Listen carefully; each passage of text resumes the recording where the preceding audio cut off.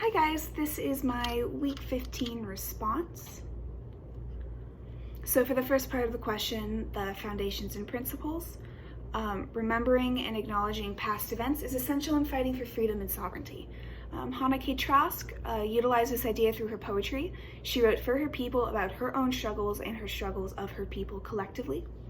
She spoke of the detrimental effects of the missionaries taking over the land and the continuous struggle to regain the stolen land, which is still seen today through the struggle over Mauna Kea.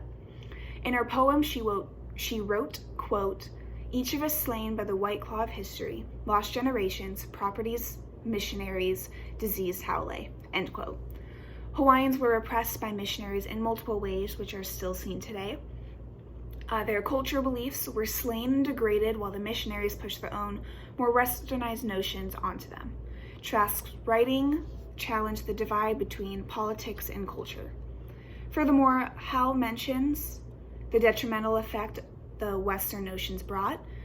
Drug abuse, sexism, and violence quickly found a way into their community.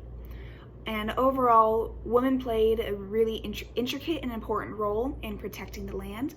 This can be seen through some of the goddesses, such as Pele and Hina. Hina is a goddess who presides over most other goddesses, and she exposes the strength of women as leaders.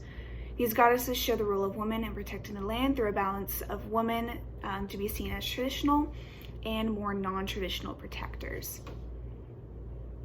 So moving on to the rebirth section. In the 70s, there was a huge explosion of activism. On the mainland specifically, in 1972, a Native woman was sent to trial for shooting a man who attempted to molest her son. The man who attempted to molest her son was not a Native man. And in 1974, a woman went to trial for using force to stop sexual abuse by a prison guard.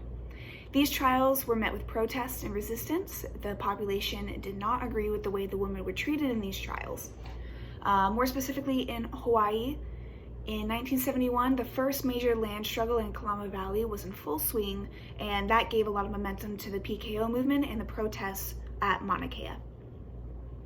And then looking at the different types of feminism, from both weeks, the major theme found in week 14 and in week 15 is the idea that different types of feminism, in order to fully understand them, you need to really acknowledge their beliefs and their cultural practices. Specifically speaking about the Chicana movement, feminist movement, the Mujeres por la Raza conference was a step to combine the beliefs of white feminists and the Chicana movement to give them more ground and to offer more representation, to find more representation through collectively developing a belief system. And through that, they also acknowledge each other's beliefs to try and find a communal ground. Also, protests such as the Union Farmers Movement that boycotted and protested for better working conditions for migrant workers, and the Brown versus Board trial, and many other protests were foundations to gaining momentum and publicity needed to evoke change within the community.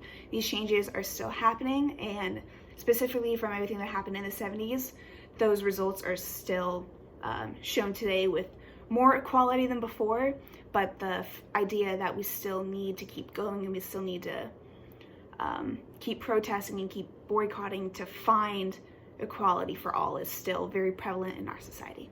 Thank you guys.